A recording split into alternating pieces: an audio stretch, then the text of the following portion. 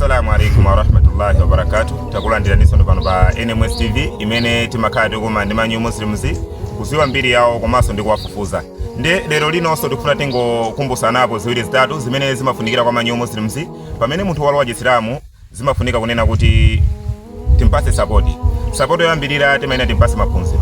Pamene munthu wangolowa Chisilamu atakhala kuti walowa Chisilamu koma ngati sadaphunzire ndi kuti palibe china chilichonse chimene iye angasatire mukufufuza ndini. Koma zimene zimafunika pamene munthu tampanga shahada ndi kulowa Chisilamu timafuna kuti timphunzitse komanso ndi kumpasa support yosiyanasiyana kumulimbikitsa pa zinthu zina zosiyanasiyana. Pali mavuto ambiri amene New Muslims amakumana nawo mwachisazo kakhale kunyozedwa ndi anthu osiyanasiyana. Iwe ukangomusiya yekha ndi kuti ngati akunyozedwa ndi anthu aja apezeka kunena kuti abwerera mbuyo. Nde ino ndine ngati madai amene tilokonjera mwa Allah subhanahu wa ta'ala amene tikugwiranso ntchito yabwino kwambiri pamaso pa Allah subhanahu wa ta'ala.